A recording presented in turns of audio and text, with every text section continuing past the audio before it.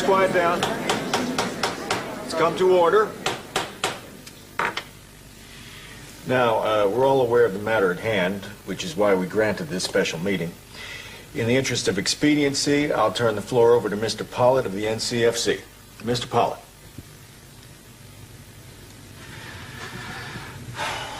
Look, I don't want to waste a bunch of time here. I know we'd all rather be home right now. So the fact of the matter is simple. The guilty party purposely chose to defy a city ordinance which was presented to them in a civil and professional manner. And for that defiance, they deserve to pay penalties. Do the representatives of the church property have anything to add? As senior pastor, in my defense, I'd like to state for the record that the subordinate left in charge during my absence, which is when this offense occurred, was in no way authorized by me to do this and acted on his own accord. Or someone put him up to it. Excuse me. What is that supposed to mean? A drifter came into our midst a few days ago. I believe that he is responsible, at least in part, for inciting a certain element of disobedience amongst my people. But it's a nativity scene at a church. And it's Christmas.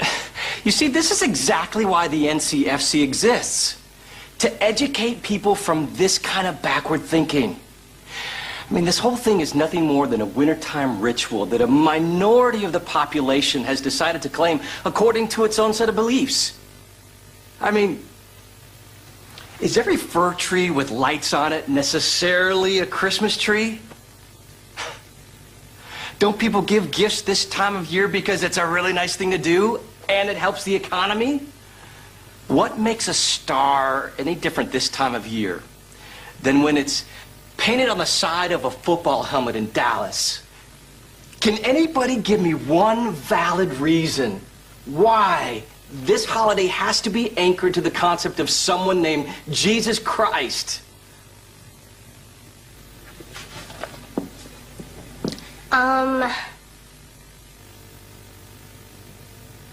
Because it's his birthday?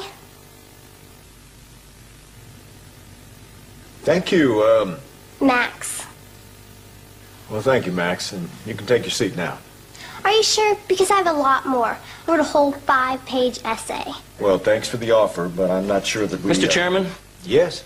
It should be noted that this young lady, who obviously thinks it's all right to lecture her elders, has also been influenced by the aforementioned vagrant who drifted into town and instigated this whole affair. You know, I've heard just about enough on this character. Can anyone tell me where this man is right now?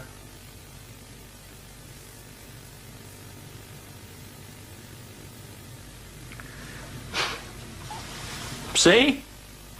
Typical. He's probably packed up and hit the open road already. No, he's here. Jess?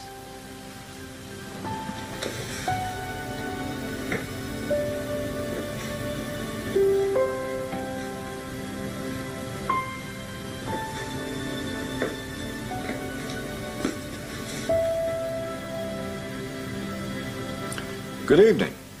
Hi. And your full name is? Jess is fine. Oh, it is. Well, Jess, evidently some people in this room think that you might have something to add to these proceedings. Do you? Well, maybe just this. A nativity scene is nothing more than a symbol. And a symbol, or an image, or a tradition really serves no purpose if it doesn't stir someone to remember the thing that it represents. Look, what does any of this have to do with... And I do appreciate the questions you pose, Mr. Pollitt.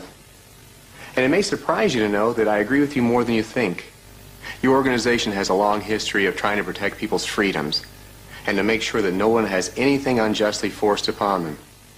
And mainly you try to protect the weak and to be a voice for the people who don't have a voice. And it's those very principles that represent the heart of God and the truest meaning of Christmas. You see, God never wanted to force his son on anyone either. Look at it this way. He's God.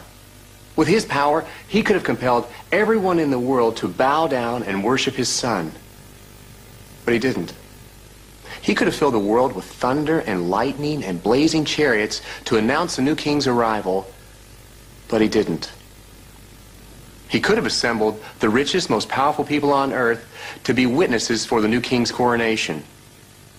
But he didn't. Like I said, God never wanted to force his son on anyone. It's just not the way he does things. And that's why that first Christmas was the way it was. He chose a poor girl from the village to give birth to the new king. In her culture, she had no rights, no voice. And he chose a stable instead of a palace for the new king's birth. And shepherds, common laborers, they were chosen as the first witnesses. When God came to earth, he came to the least, and the last, and the lowest, and the lost. The very people that Mr. Pollock claims to represent. And these people witnessed the birth of a king who never owned a home, never held political office, never made a grab for power. But this simple man from a poor mother and a small town is still considered a person of interest right here today, over 2,000 years later in this hall. Now, why is that? Not because he forced people to choose him. It's because for centuries, men and women have been seeking God. And they found him in this man. And what's remarkable is that while they were seeking God, they found that he'd been looking for them their whole lives. So that's what happened on that first Christmas 2,000 years ago. God came to earth looking for you. And he came in the form of a man who showed the whole world what God's love was like. So on that first Christmas, God's perfect gift was love. Now, if you take the love out of Christmas, where will you put it? What will you do with it? What will you do with him if you remove him from this season? The thing that fills people's hearts usually starts to show up everywhere around them. And that's why this time of year you see evergreens and lights and stars and nativity scenes. Because they remind people of the love that came looking for them so long ago.